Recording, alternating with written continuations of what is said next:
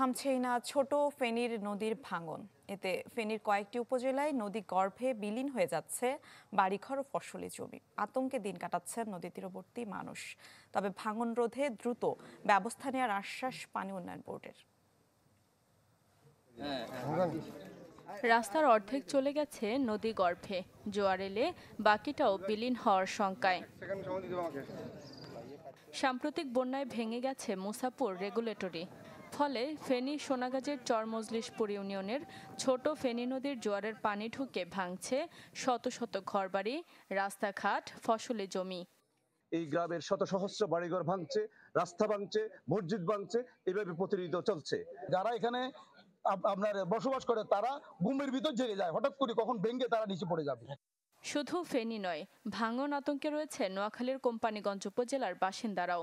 প্রতিদিন তীব্র থেকে তীব্রতর হচ্ছে নদী ভাঙন। কালার এক্সপার্ট, জর্জ স্যাপ এবং মাইল্ড অন হ্যান্ডস টেকনোলজি সমৃদ্ধ অরিক্স ক্রিস্টাল ওয়াশ আপনার লন্ড্রি এক্সপার্ট। তাই বর্ষার আগে মুসাপুর প্রকল্পটি দ্রুত বাস্তবায়নের দাবি স্থানীয়দের। আগামী বন্যার পূর্বে যদি মুসাপুর রেগুলেটরে কিছু না করা হয়, সমাধান না করে অঞ্চল ঢুকে যাবে। কর্তৃপক্ষকে বিশেষভাবে অনুরোধ করছে যে এটা দ্রুত বর্ষার আগে যেন এই কাজটা বেড়িবাঁধ দিয়ে হাজার হাজার লক্ষ লক্ষ লোকের প্রাণ হুমকি থেকে যেন বাঁচে। পানি উন্নয়ন বোর্ড জানায়, ভাঙন রোধে একটি প্রকল্প অনুমোদনের অপেক্ষায় রয়েছে।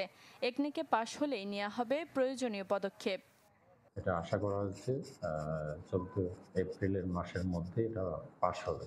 একনেকে এটা পাশ হলে আমরা সেখানে নদীদের প্রতিরক্ষামূলক কাজ করব, এতে করে অধিকাংশ ভাঙন রোধ হবে ইনশাল্লাহ। মুসাপুর রেগুলেটরের 23টি স্লুইস গেট রয়েছে, যা দিয়ে বর্ষার পানি বঙ্গোপসাগরে চলে যায়। কিন্তু গত বছর ভারতীয় উজানের পানির ঢল আর টানা বৃষ্টিতে রেগুলেটরটি ভেঙে গেলে দুর্ভোগের সৃষ্টি হয়। Desk report, channel 24।